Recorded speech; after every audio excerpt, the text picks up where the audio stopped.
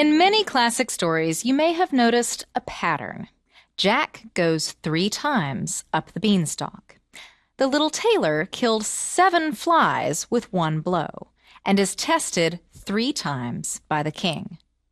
In our last lecture, Puss in Boots, there was a hidden structure in the story that reinforces the power of the cat as a magical helper and a change agent. The characters and events get introduced in 3s, but it's always that 3rd thing that's the agent of change. It happens in 3s. 3 possessions: the mill, the donkey, and just a cat. But he's a clever cat. 3 sons: the oldest, the second oldest, oh, surely they'll be the rich ones, and this poor 3rd one. Oh, but he has the clever cat. 3 times the cat sets out to a wheat field, to a cornfield, full of gifts and value, and then the hero gets naked in the river. But the river, with all of that symbolic value of the moving water and change, oh, the king comes by, and he picks him up in his royal carriage. Oh, 3 times the cat sets out again. The wheat field, the cornfield, surely these things will impress the king most. Then the ogre's castle. Oh, surely that cat, he'll be killed there. But wait! The hero becomes the master of the castle, and the princess's husband to boot. And this structure mirrors life. The flow of the mundane, da-da, da-da, and then the introduction of something extraordinary, change. Certain numbers, such as 3 and 7, well, they're considered magical in folklore. But why are certain numbers magical and not others? Today we're going to hear stories that contain more magic numbers, and we'll talk about why certain numbers are considered lucky, magical, or powerful in the world of folklore, and a bit of the neuroscience behind them. Now we'll start with 3. And the Italian version of the 3 little pigs, or the 3 little goslings.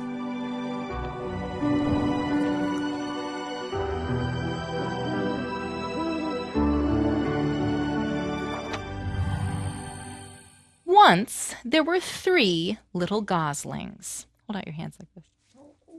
Tiny, furry, fuzzy, beautiful little goslings. 3 of them.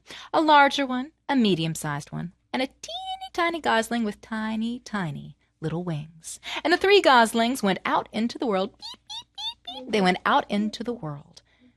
And at first, the 3 little sisters, they worked together, and they built a house. And this house they built out of straw. Everybody built your house out of straw? And they built a house out of straw. Oh, and it was so beautiful. Oh, but the oldest little gosling turned to her 2 sisters and said, "I want this house all for myself. You go away." And so she shooed her other 2 sisters, beep, beep, beep, out of the way. She went into the straw house and shut the door. Well, the other 2 little goslings, beep, beep, beep, beep, they went out into the world. Everybody, peep out into the world. Went out into the world, and they decided they would build another house. This house would be made out of sticks. And so they built a little house of sticks for themselves to live in. And they built their house of sticks. It was a nice little house. But the medium-sized gosling turned to the tiniest gosling and said, "I wanted this house all for myself. You go away." Shut the door. And that poor tiniest little gosling, everybody hold that tiny gosling. Oh, that poor tiny little gosling with her teeny tiny little wings. Oh, she didn't know what to do. Her wings weren't strong enough to carry any kind of building materials. She didn't know what to do. But along came a man who was selling brick and was selling iron. And the little tiniest gosling, she was kind. She said, Would you help me to build a little house?" And the man with the bricks and the iron, oh, he was so willing to help this polite, kind, nice little tiny gosling. And so he took his bricks, everybody take your bricks, and he built her a house of bricks. And he put an iron door right on it. And in she walked and shut the iron door. Well, in those parts, there was a wolf. And the wolf liked one thing more than anything else to eat, and that was little goslings. And so the wolf, he walked over to the first house made of straw. He said, "Little gosling, let me in." Oh, and the gosling, she said, "No, no, no, you cannot come in." But what did he do to that straw house? Would he take a breath? Blew it down, took that gosling, and ate her up in one gulp. Gulp. And on he walked to the second house. He walked to the second house that was built out of, you remember? Sticks. Sticks. Very good. He went over and said, "Little gosling, let me in." What did she say? No. But what did he do? Take a big breath. Take a big breath. Blew it down, took that medium-sized gosling. Everybody take that medium-sized gosling. Swallowed her up in one gulp. On he walked to the house made out of Iron and bricks. Iron and bricks. "Little gosling, let me in." What did she say? No. He tried. It wouldn't blow down, so he had to think of a plan. "Little gosling, will you let me in, and I will come later, and we will make a macaroni together. I will bring the butter and the cheese, and you bring the flour, and we will make a macaroni together tomorrow."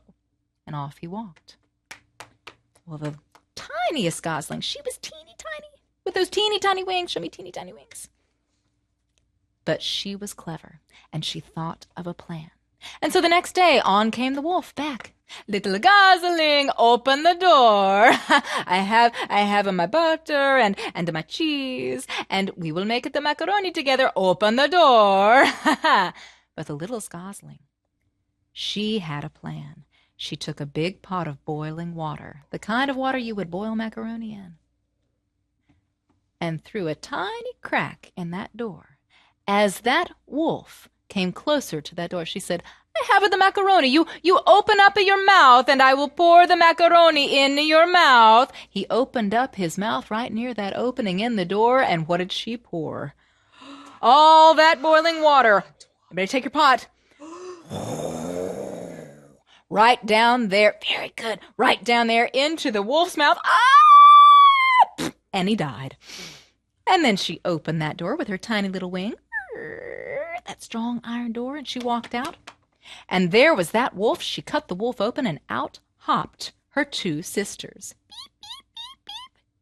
And there they had the butter, which they took from the wolf. They'd had the cheese, which they took from the wolf. And they mixed it with the macaroni, and they had macaroni and cheese to eat together. The end.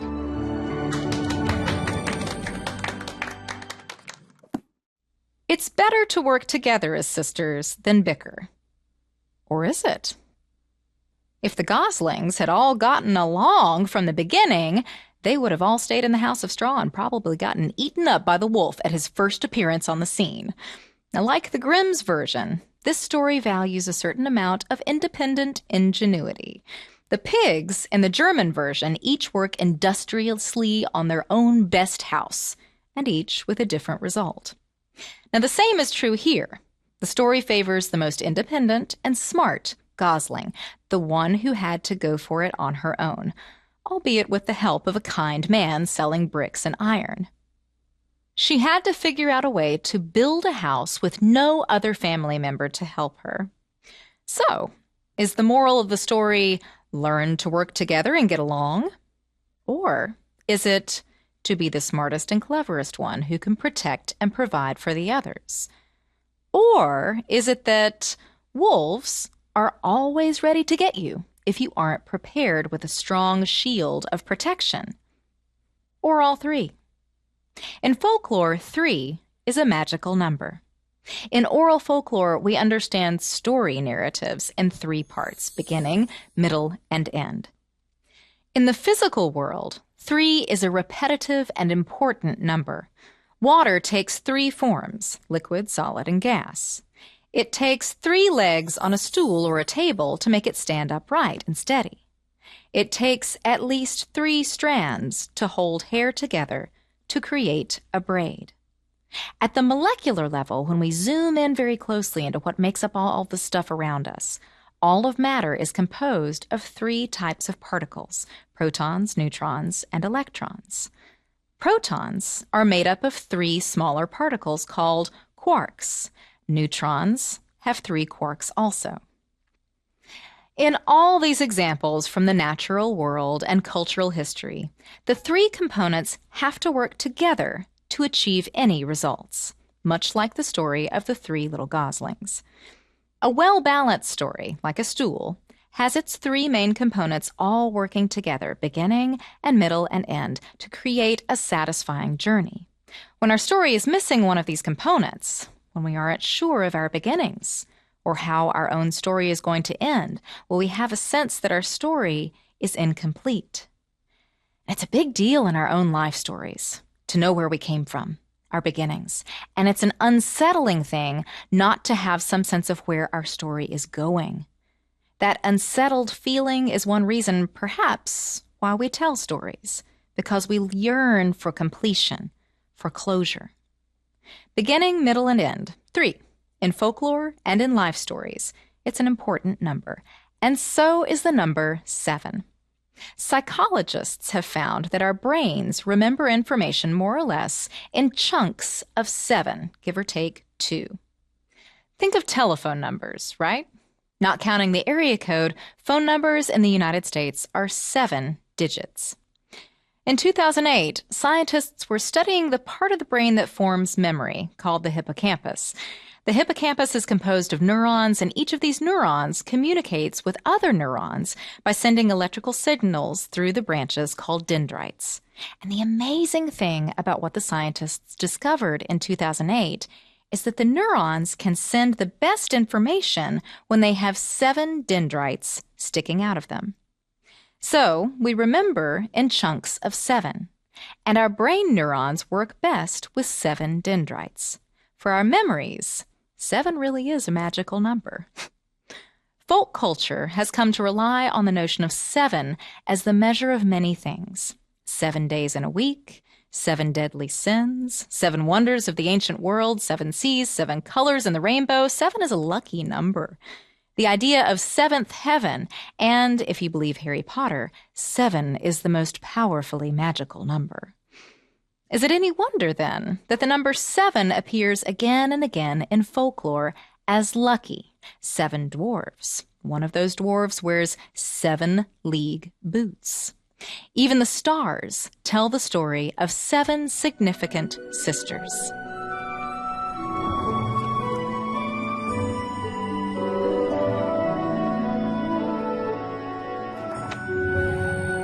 Once, there was a hunter. Who wants to be my hunter? You want to? Okay, I saw his hand first. Oh, that's an awesome hunter stance. Yes, once there was a hunter, and this particular hunter was out hunting a flock of doves one day. Who wants to be my dove? Or a dove? Be a dove. You want to be a dove?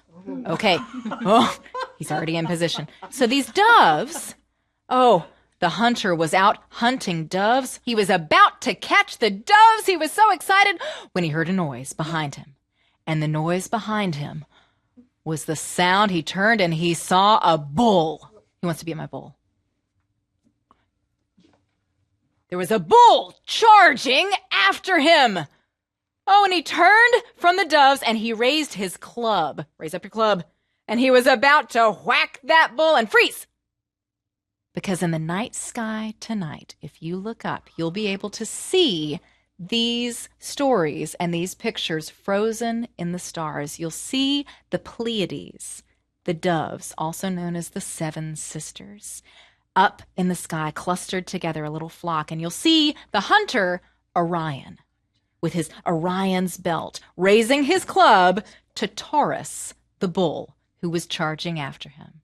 So tonight, you can look up into the stars and see these stories frozen there in the night sky.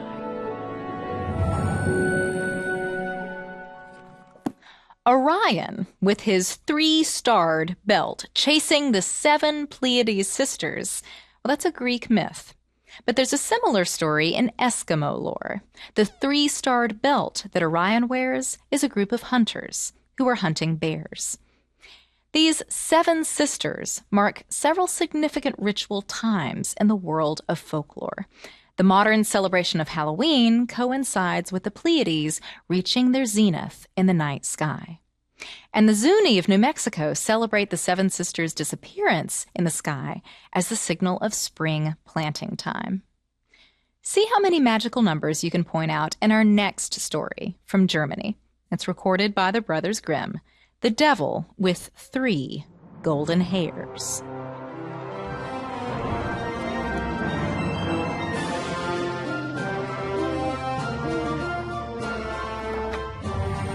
There once was a woodcutter. Can you do that with me? Thank you for not actually spitting into your hands. And that woodcutter, he lived in a kingdom that was ruled by a king. Everybody put on your crown. And that king had a daughter. And the daughter, she was beautiful.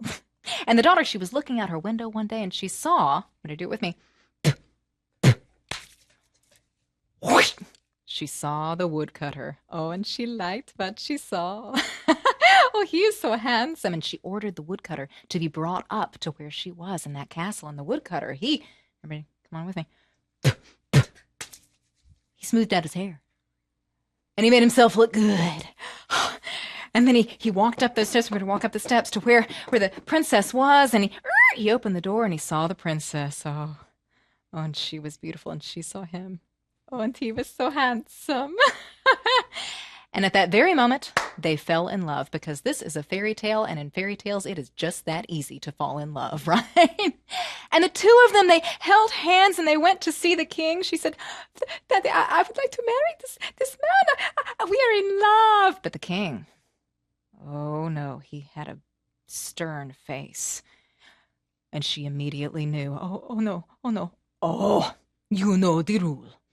Only the man, the prince, who can bring me 3 golden hairs from the head of der Teufel, the devil. Can you say der Teufel with me? Der Teufel. You speak good German, yes. So, only the man who can bring me 3 golden hairs from the head of der Teufel himself. Only that man is the man you can marry. Oh, but Daddy, 3 princes already have tried to go and get the 3 golden hairs from the head of der Teufel, and they all they were burnt to a crisp. Only the man who does this can marry you.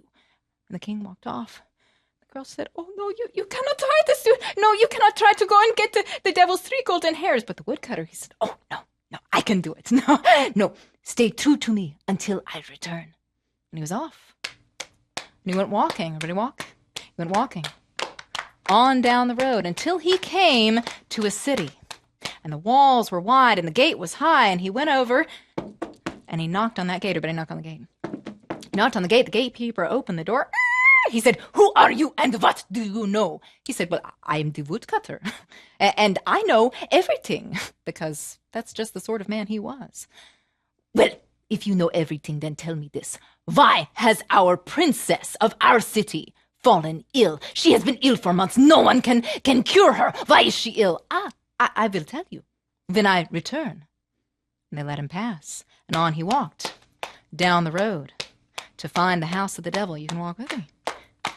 On he walked down the road to find the house of the devil until he came to a second city, and the walls were wide and the gate was high. He knocked on the door.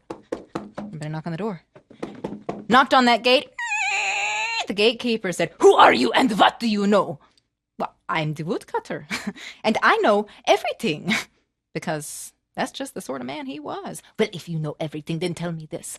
Why has our well run dry? No one has been able to get a drop of water. We are all so parched of thirst. Why has our well run dry? I will tell you when I return. And they let him go on. And on he walked down the road to find the house of the devil. He came to a third city, but by now he was wondering. He didn't know how to solve these riddles. He didn't know how to make a princess who had fallen ill better. He didn't know how to make a well that had run dry spring forth with water again. But on he walked until he came to that third city. The walls were wide and the gate, it was high, and he knocked on that gate. Gatekeeper opened the door. Who are you and what do you know? Well, I am the woodcutter, and I know what? Everything, because that's just the sort of man he was. Well, if you know everything, then tell me this. Why has our fig tree withered? Well, sure enough, the fig tree over there in the farmer's field that had once been a beautiful fig tree, oh, it had withered and died. Oh, he said, you tell me, why has our fig tree died? Well, I will tell you when I return. Let him go on, and on he walked down the road to find the house of the devil, and now he was wondering how he could help a princess who had fallen ill, how he could solve a well that had run dry, and how he could fix a fig tree that had withered and died. And as he walked on, he came through the woods to a clearing where there was a wide river. And the water of that river, it was undulating and black.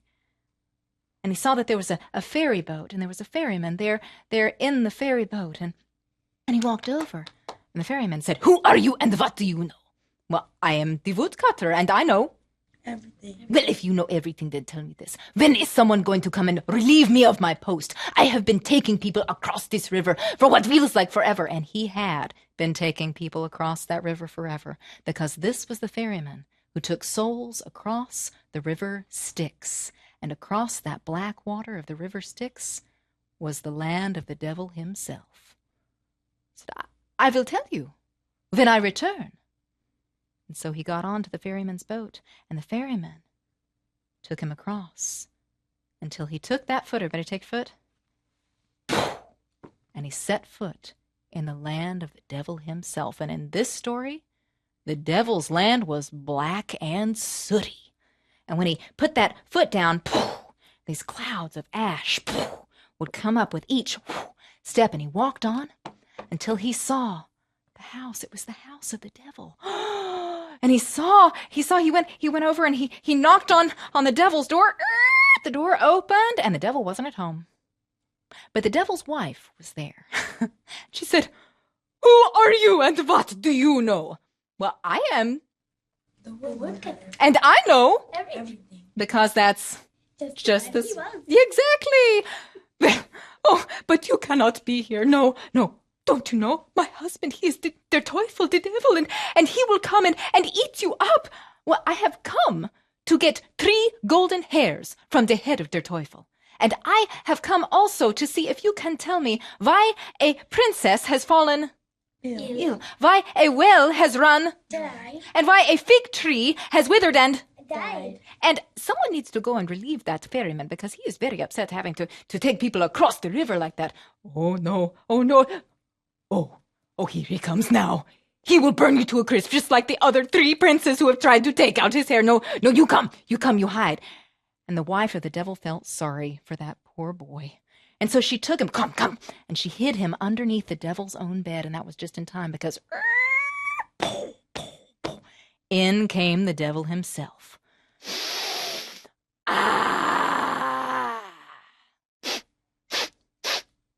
I smell a man. Oh, no. It is just the smell of man up your nose from where you've been jumping to and fro and up on the earth all day, eating men all day. No. I'm tired. And the devil, he went over and laid down on his bed where the woodcutter was hiding underneath. He sat down on his bed, and he fell fast asleep. Well, the devil's wife, she went right beside him in bed. And just when she was sure that the devil was asleep, snoring so loudly that he shook the rafters, she took her hand. Everybody take your hand. She reached over and grabbed onto one of those hairs of the devil, and she pulled it out. Whoa! Why did you do that? Oh, I'm sorry. I had a dream. I had a terrible dream, and I just had to grab onto something because I dreamed that there was a princess. There was a princess, and she had fallen ill, and I did not know how to make her well. All you have to do is go underneath the bed of the princess. There is a white toad. You take out that white toad, and the princess will get better. You know, it is funny that you say this.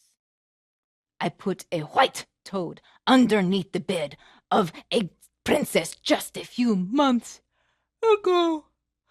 And he fell back asleep, snored so loudly he shook the rafters. Well, when she was sure he was asleep, she took her hand. Take your hand. She took that first hair, handed it down under the bed to where that woodcutter was hiding. She took her hand. She reached over, grabbed hold of that second golden hair on the head of the devil.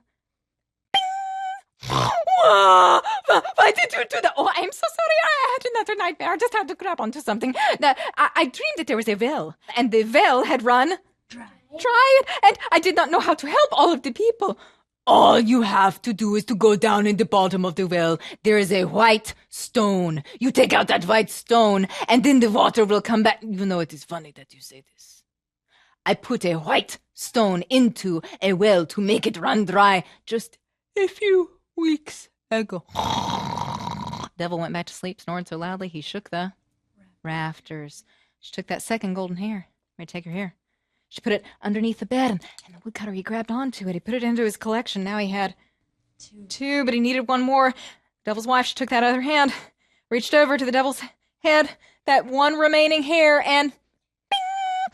Why did you? Oh, I'm so sorry. I dreamed that there was a fig tree, and the fig tree had withered and died, and I did not know. All you have to do is to go to the base of the tree. There is a white mouse. The white mouse is nibbling at the roots of the tree. You dig down, you take out that white. It is funny that you say this. I put a white mouse down at the base of a fig tree only a few days ago. Snored so loudly he shook the... There was still one more riddle. She took that third golden hair. She handed it down. Ready to take that third golden hair. Oh, he had all the hairs he needed, but he still had to get across back with the ferryman. And so she reached over. There were no more hairs left on the devil. He was a very bald devil by now. But she took her finger. Ready to take your finger. And you can hook your finger. Now, this is the optional interactive portion because she took that finger and she stuck it inside the nostril of the devil. You don't have to actually do that. But she stuck that finger in and she gave it a good yank. Whoa! I'm sorry. I dreamed that I was fishing with a hook. And the ferryman, he was letting me fish off of his boat. And the ferryman, he was very upset because he did not know when someone was going to relieve him of it. All someone has to do is when the next person comes to see the ferryman should tell him that it is his job to ferry the people across. Devil fell back asleep, snored so loudly he shook the... Well, he knew all the answers. And he had all three golden hairs. And so he snuck back out. The woodcutter snuck back out. Everybody sneak out with your 3 hairs. He snuck back out. And he crept outside. He waved to the devil's wife. She snored back at him. And he ran back to where that ferryman was and told the ferryman. Well, he didn't tell the ferryman quite when he first got to the ferryman because he didn't want to be the person stuck ferrying souls back and forth across the river Styx for the rest of his life. But he waited until that ferryman took him across the black water of the river Styx. He said, all you do is the next person who comes, you tell him that it is then his job to relieve you of your post. Danke. And that was his payment to the ferryman.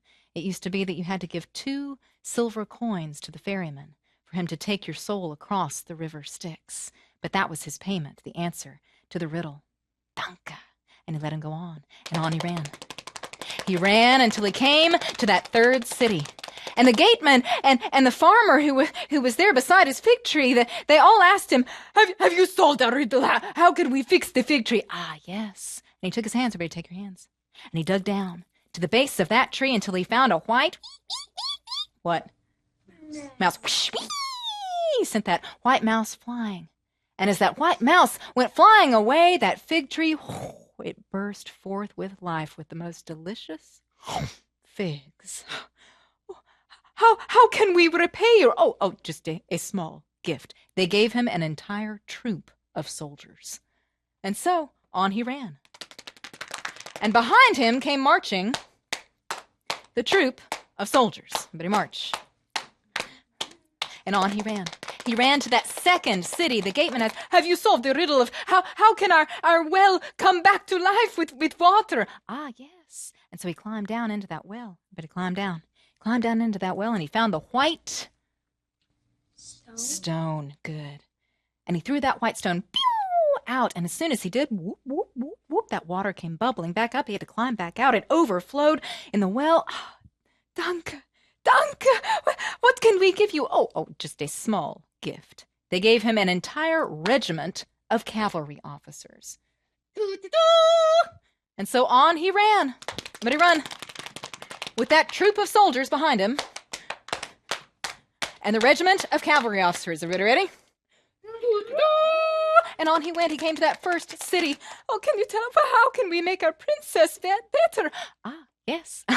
And so he went upstairs to where that princess was. He looked under the bed, and what did he find? A white toad. Yeah. Ooh, and he took that toad, and he threw that toad away, and soon enough, that princess, she woke up. Oh, I'm very hungry now. What's for breakfast? Oh, I said, how can we thank you? Oh, just a small gift. They gave him 4 cartfuls of gold, and each cart was so heavily laden full of gold that those wooden wheels, they squeaked and they strained underneath the weight of all that gold. Everybody, and on he ran. And behind him came the troop of soldiers, the regiment of cavalry officers, and those 4 cartfuls of gold, and he ran up the hill to his own kingdom where the king was, and he ran up, he held those 3 golden hairs out. Everybody hold out 3 golden hairs. I have found the 3 golden hairs from the head of their Teufel. Now, everybody ready? I want to marry the princess. Well, the king took those 3 golden hairs. He had expected that, like every other prince before, he was expecting that this lowly woodcutter was going to have been incinerated by the devil. But here he was. Well, he was not excited at all about marrying his princess off to this lowly woodcutter, when behind the woodcutter, up the hill, he saw what? The troop of soldiers. And behind them came who? The regiment of officers. Cavalry officers. Yes, everybody ready? On they came, and the king was getting scared. Here was an entire army coming after him. But then, what was coming last of all? The 4 cartfuls of gold. And the king decided, I think I like this woodcutter. And the king gave his blessing. And the woodcutter and the princess were married. And that is why, if you are not afraid of the devil, you can tear out his hair and win the entire world. 3 hairs, 3 riddles, 3 answers, 3 gifts. On his journey, there are 3 cities and 4 times that the wife wakes up the devil. 4 plus 3 is 7. This story has what is quite possibly the best ending line in all of written folklore. Whoever is not afraid of the devil can tear out his hair and win the entire world. Now that's the point of many folklore stories. The stability of 3 and the luck of 7 may help you along, but in the end, it's the bravery and courage of the hero, unlikely or not, that makes the hero win. Moreover, it's the lack of fear, whoever isn't afraid of the devil, that helps him. If we can press onward through our fears, then we can see ourselves through to the end of the journey. For this story, the way from beginning to middle and end is driven by courage to win the entire world. Next time, we'll continue to look at the hidden structures within oral traditional tales with formula tales. See you then.